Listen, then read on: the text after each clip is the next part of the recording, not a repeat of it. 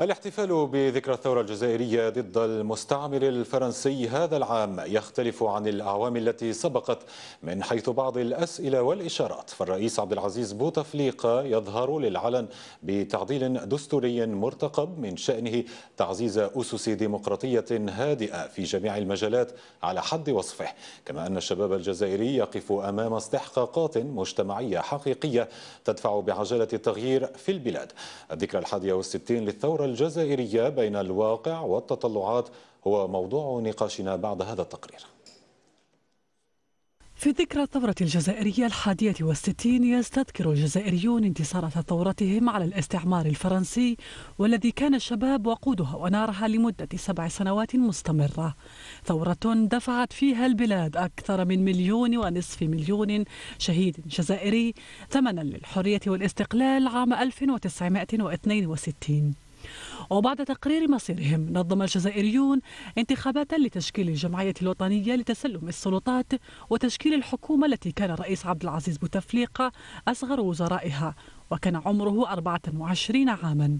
إلا أن الشباب ينظر إلى هذا التاريخ بعين المقاربة، وهو فاقد للثقة في أن يعيد التاريخ نفسه وأن يكون جزءا فاعلا في قيادة البلاد سياسيا أو اقتصاديا أو اجتماعيا.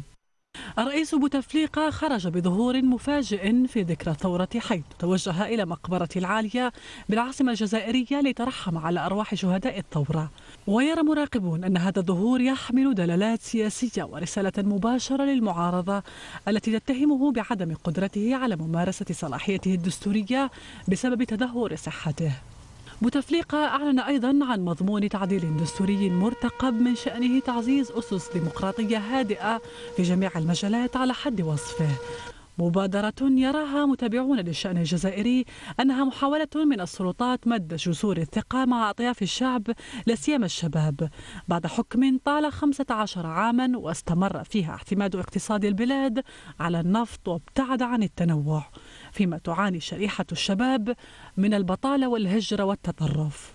وعلى الرغم من أن تاريخ البلاد حافل بالثورات، استطاعت الجزائر النائية بنفسها عن احتجاجات الربيع العربي التي تحولت في معظم البلدان إلى صراعات وأزمات داخلية، إلا أن الحراك العمالي والطلابي لا ينفك في الدوران ليعبر عن إرادة التغيير والإصلاح دون الانزلاق في أتون الفلتان والاضطراب الأمني.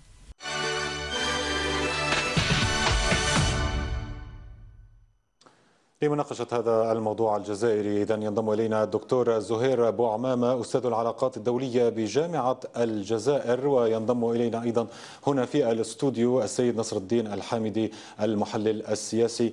أهلا بكما. لعلي أبدأ إذن مع الدكتور زهير بوعمامة من الجزائر العاصمة. الجزائر يعني اليوم فيها أجيال جديدة لم تعش لا الثورة ولا الاستعمار.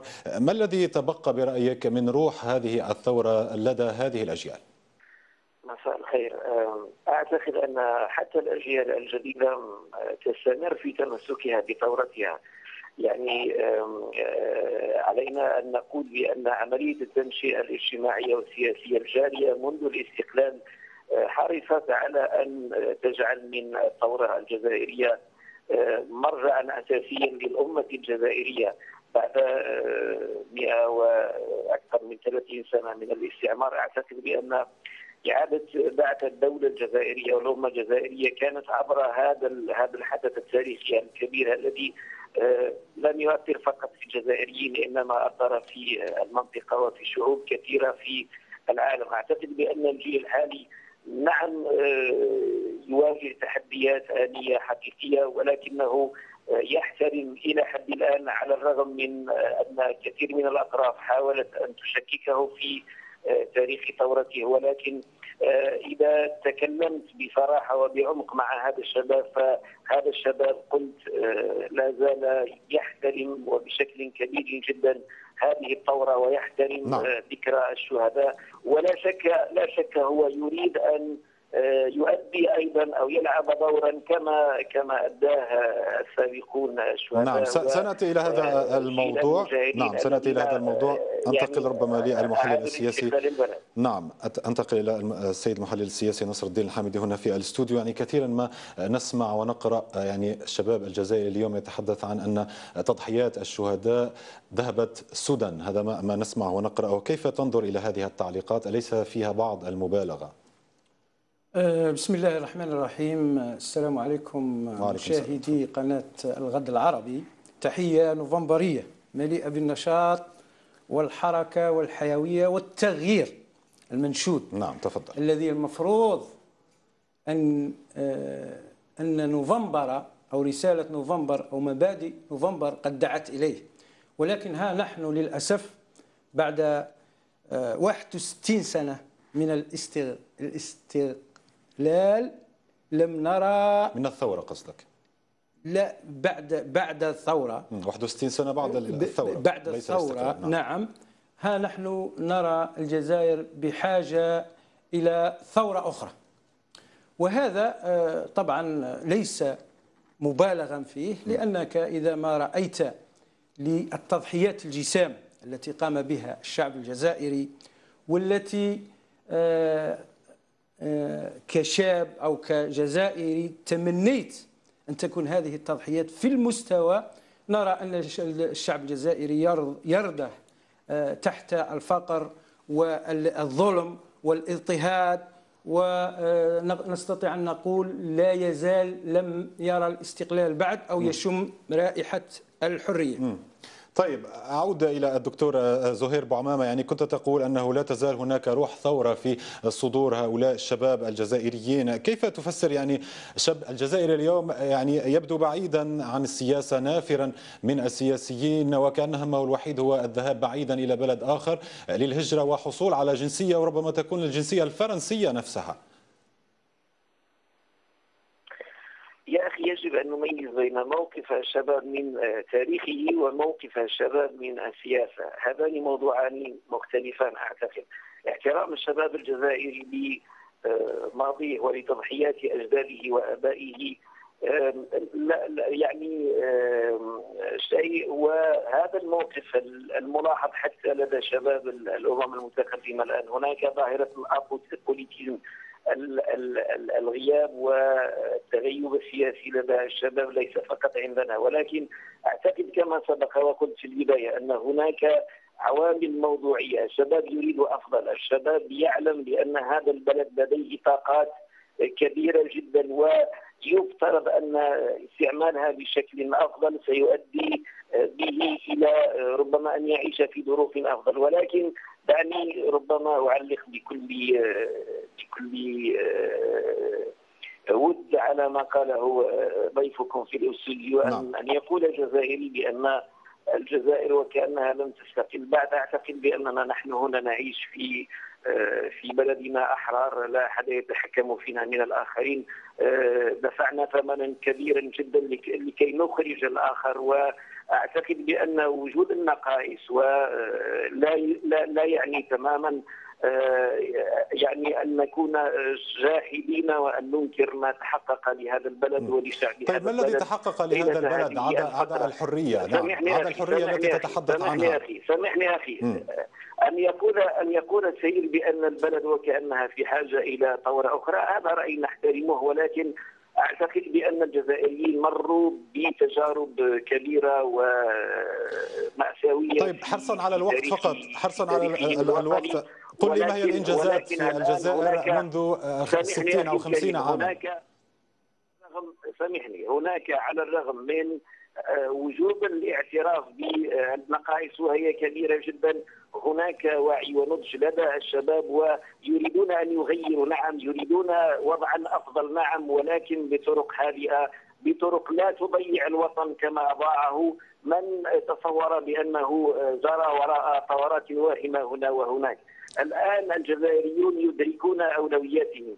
نعم يريدون أن يغيروا، نعم يطالبون بأن يلعب الشباب دوره كما لعبه الشباب الثورة سابقا. نعم القوانين الآن الطبيعية تقول بأننا مقبلون على انتقال حقيقي من جيل إلى جيل آخر. السلطة ستكون في المرحلة القادمة إلى جيل الاستقلال، ولكن نحن نريد انتقالا هادئا سلسا يحافظ على الوطن. طيب فلندع السيد نصر الدين الحامدي يرد على ذلك. تفضل رد على هذا الكلام. سيدي الفاضل، عندما نقول بأننا نريد التغيير، لماذا يذهب خيالك إلى العنف؟ نحن نريد التغيير الهادي يا سيدي، ولو كان هذا التغيير بزهرة. أخرج واحمل زهرة في الشارع وقل للجميع ويسمعك الجميع لا نريد هذا النظام. طيب فقط السيد بوعمامة يتحدث عن أنه هناك إنجازات وإن كانت هناك نقائص. نعم هذا شيء. الشيء الثاني، ألا ترى ذلك أيضا جودا؟ نعم لا نرى ذلك بلا شك. نحن نرى كما قلت أنت في البداية أن الشباب كله لو تفتح له الآن باب إلى الهجرة ما بقي في الجزائر على ظهر الأرض من أحد. كلهم يفضلون الموت في أعماق البحار ولا يبقون في الجزائر تحت الذل والظلم والقهر، تحت الفقر. طيب. ثم معذرة، الأمر الآخر، نحن عندما نقول تغيير هذا التغيير المنشود. النظام في واد والشباب في واد والشعب في واد يا رجل. النظام يكره الشعب والشعب يكره النظام. طيب هذا الواقع. هل يمكن التعميم؟ طيب اسمح لي فقط سيد الحامدي، هل يمكن التعميم بهذا الشكل؟ يعني هناك ايضا اناس كثيرون في الجزائر يعيشون هناك ويقولون ان الامور بالعكس تتحسن، خاصه خلال ال 15 سنه الماضيه، امن، استقرار مقارنه ببلدان عربيه، ارتياح مادي لدى شرائح كثيره، بضائع متوفره، حريه اعلام تعتبر جيده في المنطقه العربيه. يا أخي لماذا دائما نقارن أنفسنا بالوطن العربي؟ لماذا لا نقارن نفسي بمثلا بريطانيا ولا بلجيكا ولا باليابان ولا بهذه الدول المتقدمة؟ لماذا دائما تذهب للدول اللي تتناحر مع بعضها البعض؟ علما أننا قد أتاحت لنا فرصة التغيير، ولكنه كما نعلم قد أجهضوا على الصندوق وكانت ديمقراطية حقيقية. والآن معذرة، الآن بدأت الأسرار تتكشف. ها هي الحروب التي بين نزار واللي ضد نزار بدأوا يبينوا في الحقيقة. طيب كي لا يصبح خطابا فقط. أنتقل إلى الدكتور زهير بوعمامة وأرجو منك فقط الحرص على الجواب على سؤالي تحديدا. يعني اليوم الجزائر معروف أنها بلاد غنية على كل الأصعدة الطبيعية والمادية والبشرية. ما طبيعة المشكلة اليوم في الجزائر؟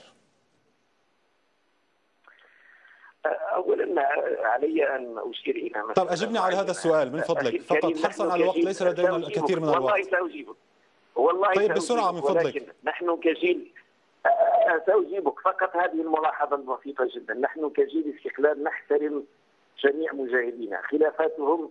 نحن نتحدى ان تكون هناك ثوره في هذا العالم لم يجري فيها ما يجري من خلافات بين الاشخاص. نحن نحترم الجميع ولا داعي لاستجلاب هذه الخلافات التي مضت ولأجل تشويه هؤلاء أو تشويه ما فعله هؤلاء. يكفي هؤلاء فخرا أنهم أرجعوا سيادة الوطن إلى أبنائه وكانوا بتضحياتهم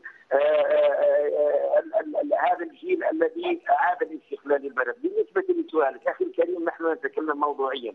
نحن لم نقل بأننا في بلد الجنة، لا يا أخي الكريم. نحن قلنا منذ البداية أن هذا البلد لديه إمكانيات، لديه طاقات. لما لا ينجح؟ لما لا يتطور إذن؟ هناك سياسات، هناك خيارات يعترف بها حتى من هو موجود الآن في السلطة بأنها خيارات كانت خاطئة. هناك سياسات كانت سياسات فاشلة. هناك أشخاص لم يكونوا في مستوى هذا البلد. هناك هذه كلها حقائق موضوعية، ولكننا نقول نحن أيضا نريد بعيد عن هذا الخطاب التعميمي التخويني الإحباطي الذي لا يرى في السبورة ولا نقطة بيضاء. نحن نقول أن الكلام الموضوعي يقتضي أن نقول بأن هذا البلد لا زالت فيه كثير من الإيجابيات، حقق الكثير من المكاسب لشعبه. بلد احتل لمدة أو ل6 أجيال لم عرفت فقط القهر. لم يكن مسموحا للجزائر بأن يدخل الأمكنة التي يدخلها الفرنسي. الآن بعد أقل من 50 سنة استقلال لدينا مكاسبنا التي طيب يعني كل هذه عنها. نعم. ومنهجيا سامحني أستاذ، كل هذه السنوات يعني ولا تزال الجزائر يعني منهجيا أخي الكريم لديها اقتصاد ذريع، يعني بالنسبة إليكم هذا برأيك نجاح؟ لا الجزائر ببريطانيا يا أخي الكريم، يجب أن تكون المقارنة مع أطراف متشابهة في عناصر موضوعية معينة. الشواهد يمكن أن نقول نحن الآن حتى مع هذه الأزمة نحافظ على نفقات اجتماعية عالية جدا، جميع المواد مدعمة ذات الاستهلاك الواسع. بلدنا كما ذكرت في قبل قليل على الرغم من يعني تحديات كبيرة موجودة في المنطقة. انتهى وقت هذه الفقرة. أشكرك الدكتور زهير بوعمامة أستاذ العلاقات الدولية، كنت معنا من الجزائر العاصمة، وكذلك المحلل السياسي نصر الدين الحامدي كنت معنا هنا في الاستوديو. مشاهدينا نعود إليكم بعد هذا الفاصل.